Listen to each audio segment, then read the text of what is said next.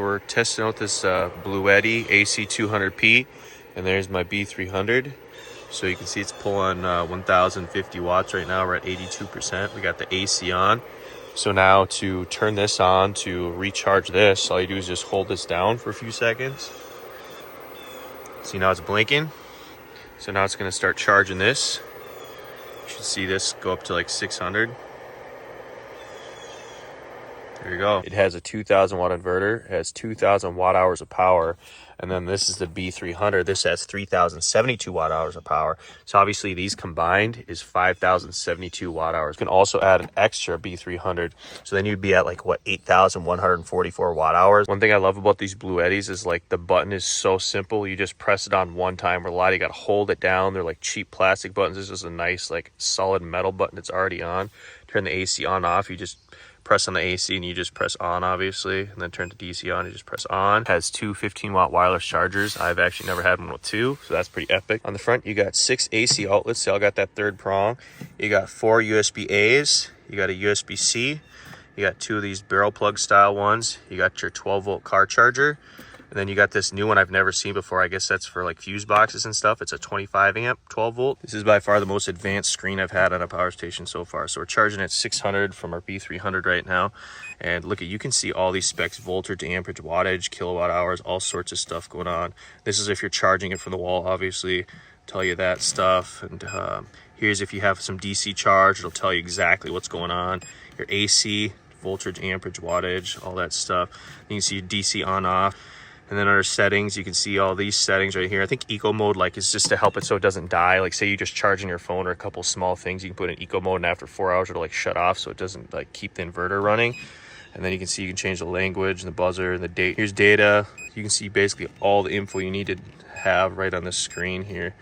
I mean, all sorts of stuff you can do with this thing. And then faults, if you have any codes, it'll tell you exactly what's going on with it, which is pretty sweet. So these are regular USB A's and a regular USB C, but down here, if you get the B300, you got an extra USB C, which is a 100 watt fast charge, and you get an 18 watt USB A. You just turn it on and off by pressing that. And then you got a 12 volt car charger too, so you'd have 2 of them. Here's the Bluetti power brick. It's a pretty good size power brick.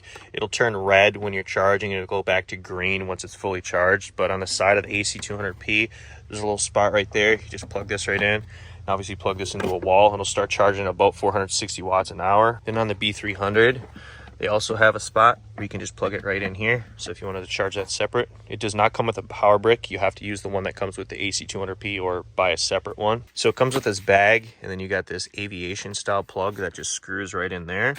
And then you got an XT90 on it. So this is used to plug in any of the accessories. Like this one's for your car. So you just plug these 2 in together, and then you plug this into your car, and it'll charge this via your car. And then if you want to use solar panels, instead of plugging this in, you just plug this in right here, and you plug your MC4s into solar panels. So you can charge up to 700 watts of solar on the AC200P via that MC4 cord.